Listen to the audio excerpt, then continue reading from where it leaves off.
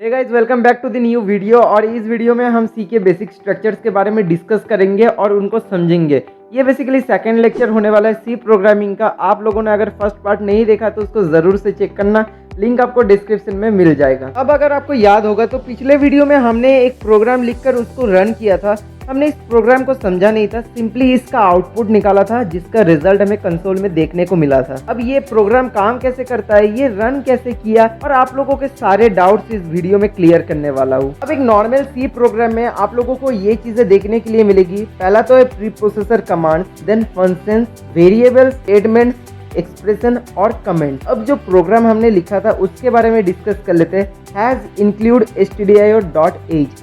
अब ये एक प्री प्रोसेसर कमांड है, मतलब प्रोसेसिंग से पहले ये लाइन कंपाइलर से डील करेगा। इस लाइन का सिंपल सा मतलब है कि ये लाइन कंपाइलर से बोलता है भाई मुझे एक stdio.h नाम से एक फाइल बनाकर दो और हम इसको इस प्रोग्राम में इंक्लूड करेंगे। अब मान लो 12 हैकर्स का एक ग्रुप है और उनमें से एक हैकर देव नाम का है और वही सिर्फ सिस्टम को एक्सेस कर सकता है। अब अगर देव ग्रुप में नहीं होगा तो बाकी हैकर सिस्टम को एक्सेस नहीं कर पाएंगे। सिमिलरली जब तक हम ये कमांड नहीं लिखेंगे या फिर ये कंपाइलर को पास नहीं करेंगे तब तक ये प्रोग्राम कुछ नहीं कर सकता। To the next line. अब आप जो ये इंट मेन देख रहे हो ये एक फंक्शन है। अब ये फंक्शन क्या होता है, सिंपली समझ लो एक रूटीन होता है काम करने का। मतलब अगर मैं किसी नंबर में से ऑड नंबर सिलेक्ट करना चाहूँ तो उसका अलग फंक्शन होगा, इवन नंबर सिलेक्ट करना चाहूँ तो उसका अलग फंक्शन होगा। और इंट मेन में जो मेन होता है वो एक स्पेशल तरह का फंक्शन होता है, बिकॉज यहाँ से प्रोग्राम का एग्जीक्यूशन स्टार्ट होता है।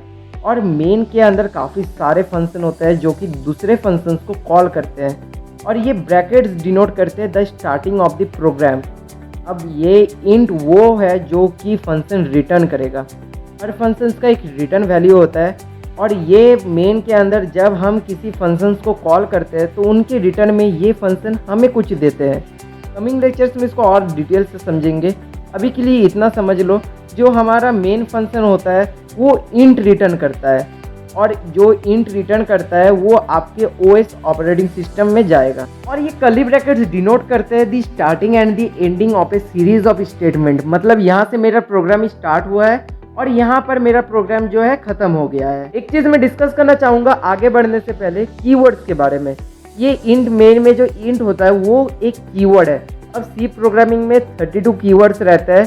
कीवर्ड रिजर्व्ड वर्ड्स होते हैं, मतलब आप इसको चेंज नहीं कर सकते। स्क्रीन में आपको कीवर्ड शो हो रहा होगा, आप यहाँ से इसको देख सकते हो। प्रिंटफ की हेल्प से हम कंसोल में कुछ भी प्रिंट कर सकते हैं। ट्यूटोरियल 1 में आपने देखा होगा मैंने एक प्रोग्राम बनाया था और उसको एक इनपुट प्रोवाइड किया था जो कि उसने मुझे कंपाइलेशन के बाद उसका आउटपुट दिया। अब प्रिंटफ के अंदर जो भी रहता है वो एज इट इज कंसोल में प्रिंट हो जाता है। अब रिटर्न का मतलब ये रिटर्न में एक इंटीजर वैल्यू देगा ऑपरेटिंग सिस्टम को, और जीरो का मतलब अगर सब कुछ सही से चला तो वो रिटर्न में 0 दे देगा। और ये सेमीकोलन का मतलब ये स्टेटमेंट हम लोगों का इतना तक ही था, इससे आगे नहीं जाना। ये स्टेटमेंट इधर ही एंड हो चुका है। गाइस ये था हमारा basic structure of C program. I hope आप लोगों को ये समझ में आया होगा। आगे और इंटरेस्टिंग टॉपिक्स के बारे में डिस्कस करेंगे। एक चीज मैं आप सभी को बताना चाहूंगा, मैं अपना पूरा एफर्ट दे रहा हूँ और अगर आप कोई पार्ट समझ नहीं पा रहे तो आप मेरा बनाया हुआ PDF भी एक्सेस कर सकते हैं। और अगर आप फिर भी नहीं समझ पा रहे तो आप मुझसे कमेंट सेक्शन में पूछ सकते हैं। अभी के लिए मैं आपको एक प्रोग्राम करके दिखाना चाहता हूँ। तो पहले तो मैं अपना VS कोड ओपन कर लेता हूँ और यहाँ एक न्यू फोल्डर बना लेता हूँ। सी ट्यूटोरियल हैज़ 2 नाम रख देता हूँ इस फोल्डर का और यहाँ एक न्यू फाइल बना लूँगा, चैप्टर 0 नाम रख देता हूँ इसका। अब यहाँ पर मैं अपना सी का बेसिक स्ट्रक्चर लिख लेता हूँ।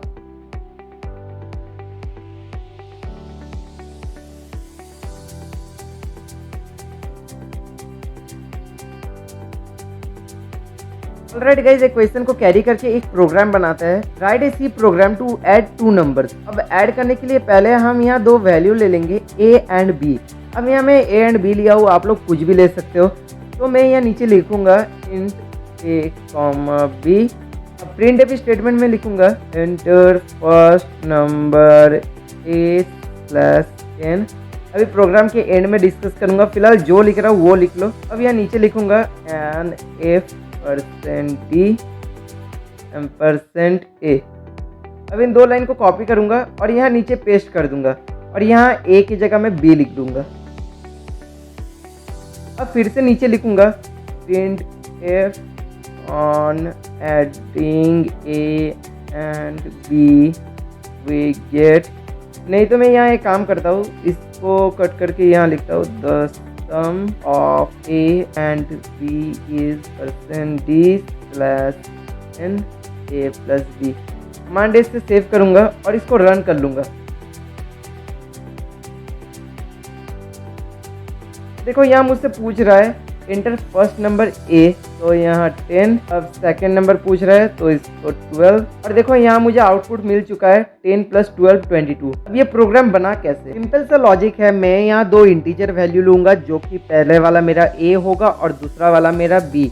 अब मुझे कैसे पता यहाँ इंटीजर बैठेगा? यहाँ कुछ कैरेक्टर्स भी बैठ सकता है, तो यहाँ इंट इसलिए हमने बैठाया था कि इंट का मतलब इंटीजर्स होता है। इस लाइन का मतलब यही था। अब क्या होगा अगर मैं यहाँ कैपिटल ए एंड बी लिख के इसको सेव करूँ, रन करूँगा, तो देखो यहाँ मुझे एक एरर मिल रहा है। अब ये ऐसा क्यों हुआ? बिकॉज यहाँ हमने स्मॉल ए से वैल्यू पुट करने वाले हैं, ना कि कैपिटल ए से।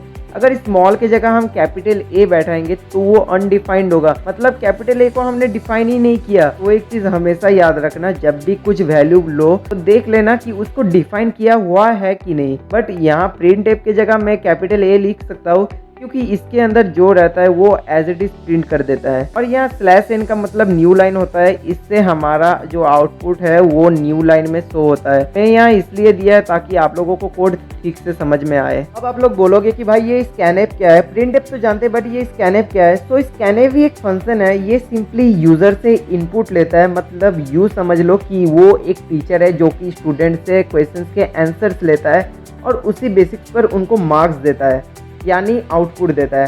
और परसेंट डी मतलब डेसिमल इंटीजर वैल्यू होता है, इसे फॉर्मेट स्पेसिफायर भी कहा जाता है। और सी प्रोग्राम में mostly 6 types of format specifier होते हैं जो कि ज़्यादातर यूज होता है। एंड यहाँ एम्परसेंड एड्रेस ऑफ ऑपरेटर होता है।